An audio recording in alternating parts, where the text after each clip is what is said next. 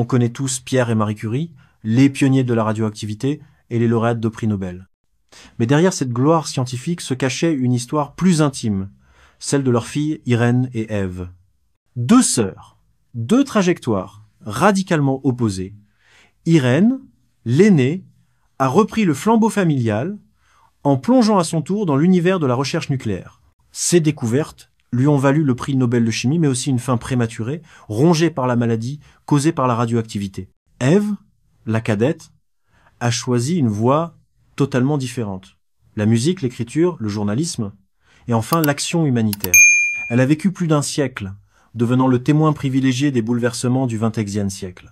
Alors, ces vies contrastées nous posent une question troublante. Naître enfant de génie, est-ce un privilège ou une destinée impossible à éviter? Numéro 2. Ève Curie. Ève Denise Curie naît le 6 décembre 1904 à Paris, quelques mois seulement avant que ses parents reçoivent le prix Nobel de physique. Elle est la cadette, l'enfant surprise d'un couple déjà absorbé par la science et la recherche. Contrairement à sa sœur Irène, Ève ne connaîtra que très peu son père Pierre, qui meurt brutalement en 1906 dans un accident de circulation. Elle n'a alors que 2 ans. Ce deuil précoce marquera son enfance, façonnant une relation particulière avec sa mère, Marie Curie, devenue veuve et figure tutélaire à la fois de la science et de la famille. Dès son plus jeune âge, Ève se distingue d'Irène. Là où l'aînée se passionne pour les expériences en laboratoire, la cadette manifeste une sensibilité artistique affirmée.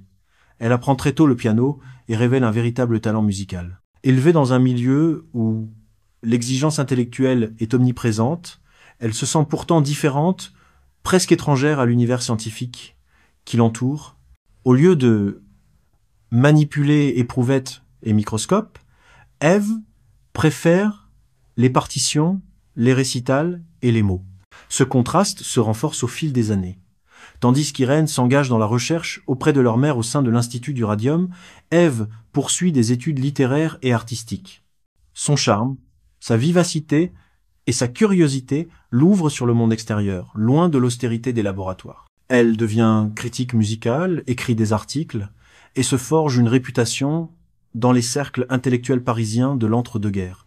En 1937, Ève publie l'ouvrage qui va bouleverser sa vie, Madame Curie, une biographie de sa mère. Le livre, écrit dans un style accessible et vibrant d'admiration, connaît un succès immédiat. Traduit en plus de 40 langues, il fait découvrir au grand public non seulement la rigueur scientifique de Marie Curie, mais aussi son humanité, ses doutes et ses sacrifices. À une époque où peu de femmes osent écrire sur de tels sujets, Ève parvient à rendre la figure de sa mère universelle et proche. Le livre est même adapté au cinéma à Hollywood, confirmant l'impact de son travail bien au-delà des frontières françaises. Cette réussite littéraire consacre Ève comme une voix indépendante au sein de la famille Curie. Elle n'est plus seulement la fille cadette d'eux, mais une auteure reconnue, capable de donner une dimension émotionnelle et narrative à l'héritage scientifique familial. Certains critiques la considèrent comme la gardienne de la mémoire de Marie Curie, celle qui a su transmettre son histoire au grand public. Et pourtant, malgré ce succès, Ève ne s'arrête pas là. Le monde bascule bientôt dans la tourmente de la Seconde Guerre mondiale, et la cadette des Curie choisira une nouvelle voie, bien loin de la littérature. Une décision qui marquera un tournant radical dans son existence. Lorsque la Seconde Guerre mondiale éclate en 1939, Ève Curie refuse de rester spectatrice. Sa plume et son énergie deviennent des armes au service d'une cause plus grande. Elle rejoint la France libre du général de Gaulle et parcourt les fronts comme correspondante de guerre, de l'Afrique du Nord à l'Italie.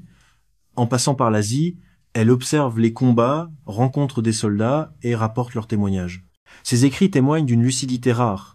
Ève ne se contente pas de décrire les batailles, elle s'attache aux destins humains derrière les uniformes. Cette expérience forge son image de femme engagée, courageuse, loin du confort bourgeois auquel elle aurait pu prétendre. Après la guerre, Ève choisit de prolonger cet engagement à travers les grandes causes humanitaires. Elle s'implique dans les missions internationales, voyage sans relâche et devient une voix pour les populations oubliées. C'est dans ce cadre qu'elle rencontre Henri Labouisse, diplomate américain, futur directeur exécutif de l'UNICEF.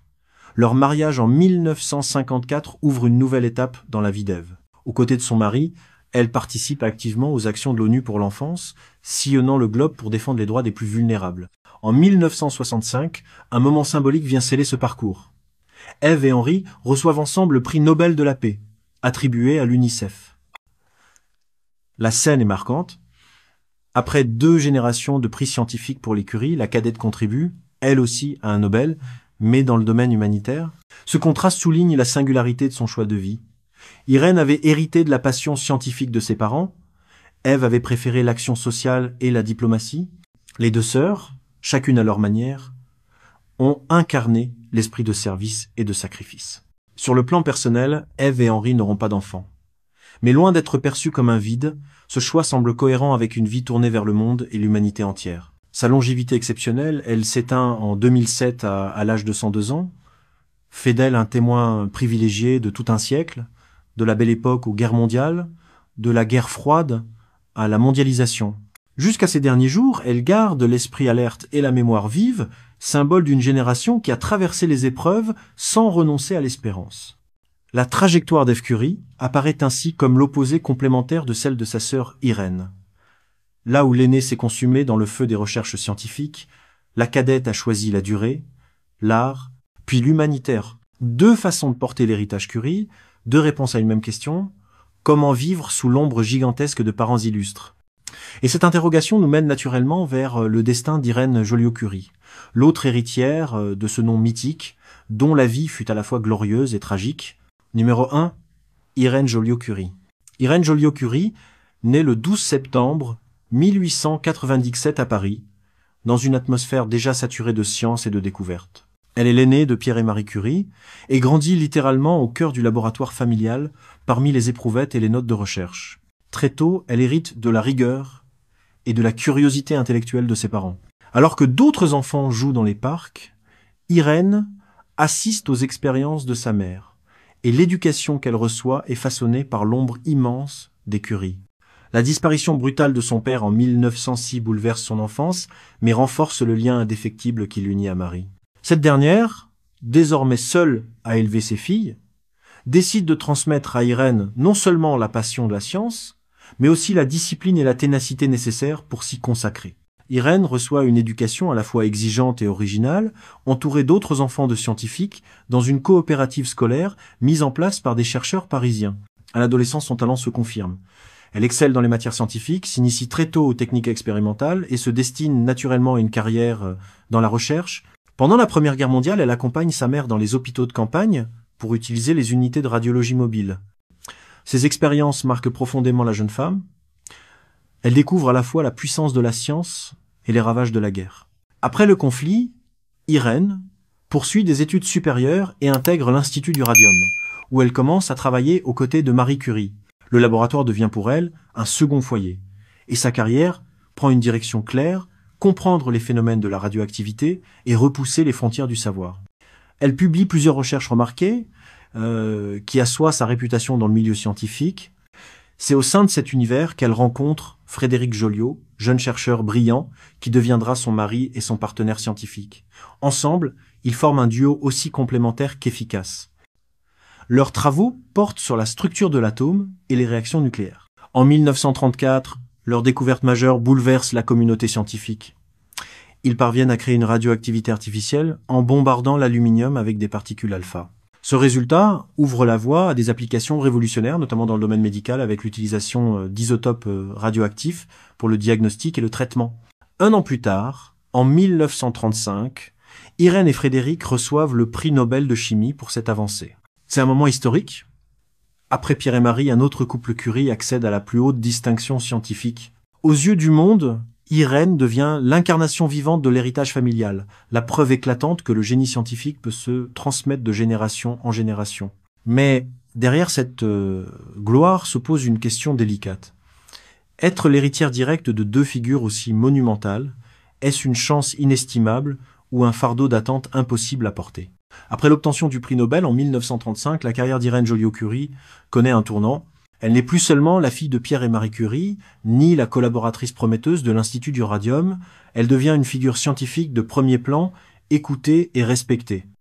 Avec Frédéric, elle poursuit des recherches fondamentales sur la fission nucléaire et les réactions en chaîne, posant les bases de découvertes qui bouleverseront le monde quelques années plus tard. Leur laboratoire se transforme en un lieu bouillonnant d'innovation, où se côtoient jeunes chercheurs et grandes ambitions. Mais Irène n'est pas qu'une scientifique. Femme engagée, elle croit au rôle social et politique de la science. Dans les années 1930 et 1940, elle prend des positions claires. Elle milite pour la diffusion de la recherche au service de la santé publique, soutient l'éducation scientifique des femmes et s'implique dans des mouvements pour la paix. Son nom devient indissociable d'un idéal, celui d'une science tournée vers l'humanité et non vers la destruction. La Seconde Guerre mondiale interrompt brutalement cette dynamique. L'occupation allemande contraint le couple Joliot-Curie à dissimuler certaines de leurs recherches sensibles, notamment les travaux sur la fission de l'uranium. Frédéric rejoint la résistance, tandis qu'Irène, affaiblie par des problèmes de santé, reste partiellement en retrait. Pourtant, son aura de chercheuse et de femme de conviction demeure intacte. Après la Libération, elle est nommée sous-secrétaire d'État à la recherche scientifique dans le gouvernement provisoire. C'est une reconnaissance de son engagement citoyen et de son rôle dans la communauté scientifique française. Mais malgré ce prestige, une ombre s'allonge sur sa vie. Les années passées à manipuler des substances radioactives sans protection adéquate la rattrapent. Comme sa mère avant elle, Irène paie le prix terrible de son métier. Dès la fin des années 1940, elle développe une leucémie causée par l'exposition prolongée aux radiations. La maladie la contraint à ralentir ses activités, mais elle refuse de renoncer. Jusqu'à ses derniers jours, elle poursuit ses recherches, guide des étudiants et s'accroche à son idéal de transmission du savoir. Son rôle de mère reste également central. Avec Frédéric, elle élève 2 enfants, Hélène et Pierre, qui suivront tous 2 la voie scientifique, la première en physique nucléaire, le second en biologie moléculaire. Ainsi, la lignée Curie se perpétue à travers une nouvelle génération. Irène Joliot-Curie s'éteint le 17 mars 1956 à l'âge de 58 ans. Sa disparition rappelle tragiquement celle de Marie Curie, victime des mêmes radiations qu'elle avait apprivoisées pour faire avancer la science. Le parallèle est saisissant. 2 femmes de la même famille, 2 pionnières et 2 destins brisés par le prix du progrès. Alors faut-il voir dans cette fin une fatalité individuelle ? Ou bien le tribut inévitable payé par toute une génération de chercheurs qui, sans protection, ont ouvert la voie à la science moderne. Les destins d'Irène et d'Ève Curie, aussi différents qu'ils puissent paraître, forment un miroir saisissant d'héritage parental. L'aînée, Irène, a choisi de suivre fidèlement la voie tracée par Pierre et Marie, jusqu'à en épouser les sacrifices. La cadette, Ève, a préféré s'en détourner pour chercher sa propre identité dans les arts, puis dans l'humanitaire. 2 choix, 2 existences, mais une même question qui plane, peut-on jamais échapper à l'ombre immense de ses parents ? En comparant leur vie, on distingue d'abord la force du poids familial. Irène, portée par l'admiration et les attentes, devient à son tour une pionnière. Sa découverte de la radioactivité artificielle la propulse au sommet de la reconnaissance scientifique, mais le prix à payer est lourd, la maladie, la souffrance et une mort prématurée. Elle incarne la continuité, mais aussi la répétition d'un cycle tragique. Son destin est comme une confirmation que, dans la famille Curie, la science se transmet avec ses gloires et ses dangers. À l'opposé, Ève choisit l'indépendance. Elle refuse d'être une copie conforme et cherche une voie propre. Sa réussite littéraire avec Madame Curie démontre qu'il existe d'autres façons d'honorer un héritage, non pas en poursuivant les expériences, mais en transmettant l'histoire au grand public. Plus tard, son engagement dans la guerre et au sein de l'UNICEF prouve qu'elle a trouvé une autre manière de servir l'humanité. Contrairement à Irène, Ève survit, vieillit et s'impose comme témoin du siècle. Sa longévité symbolise la possibilité de s'extraire de la malédiction familiale. Pourtant, au-delà de ces contrastes, un fil rouge relie les 2 sœurs, le sens du devoir. L'une par la science, l'autre par l'écriture et l'action humanitaire. Toutes 2 ont consacré leur vie à une cause plus grande qu'elles-mêmes. Elles n'ont jamais cherché la gloire personnelle, mais se sont mises au service d'une mission. Ce point commun témoigne de l'influence profonde de Pierre et Marie Curie. Leurs filles, chacune à sa manière, ont incarné le sacrifice pour le bien collectif. Leur histoire nous oblige aussi à replacer ces destins dans le contexte du XXe siècle. Irène évolue dans un monde où la sécurité des chercheurs est négligée, où la fascination pour la découverte prime sur la prudence. Elle en subit les conséquences comme tant d'autres pionniers. Ève, de son côté, vit dans un siècle traversé par les guerres mondiales, la montée des idéologies et la naissance des institutions internationales. Ces choix traduisent une autre urgence. Réparer les blessures humaines, donner une voix à ceux qu'on n'entend pas. Ainsi, à travers les 2 filles Curie, nous voyons refléter 2 dimensions fondamentales de l'humanité moderne. La quête de savoir et la quête de sens. Science et humanisme, progrès et compassion, 2 pôles qui ne s'opposent pas mais se complètent. Et nous, spectateurs d'aujourd'hui, que retenons-nous ? Faut-il admirer le courage d'Irène, qui a payé de sa vie le prix de l'innovation, ou saluer la sagesse d'Ève, qui a prolongé l'héritage familial en le transformant. Peut être que la vérité se situe entre les deux. Car si la gloire scientifique des Curie reste indélébile, c'est grâce aussi à la mémoire transmise par Ève et au témoignage de son siècle. Alors, le nom Curie est-il un tremplin vers l'immortalité ou une chaîne qui lie chaque génération à un destin déjà écrit? L'histoire des filles de Pierre et Marie Curie nous rappelle que la gloire n'est jamais un héritage simple. Irène et Ève ont grandi sous une ombre immense, celle d'un couple devenu légende. Mais elles ont répondu à cette pression chacune à leur manière, l'une par la science et le sacrifice, l'autre par l'art, l'humanitaire et la longévité. Deux destins qui semblent s'opposer mais qui se rejoignent dans une même idée. La volonté de servir. Irène a donné son corps et son intelligence pour prolonger l'œuvre familiale, quitte à en payer le prix ultime. Ève, elle, a choisi d'offrir sa voix et son énergie pour raconter, témoigner, défendre les plus vulnérables. L'une est morte jeune, consumée par la recherche, l'autre a traversé un siècle entier, portée par son indépendance. Ce contraste révèle une vérité universelle. Naître dans une famille illustre ne garantit ni bonheur ni malheur. C'est un point de départ, un fardeau et un privilège tout à la fois. Ce qui compte, c'est la manière dont chacun s'approprie cet héritage. Alors si vous étiez à leur place, quel chemin auriez-vous choisi? Celui d'Irène, la gloire scientifique, brève mais éclatante, ou celui d'Ève, une vie longue, loin des laboratoires, mais riche d'expériences humaines,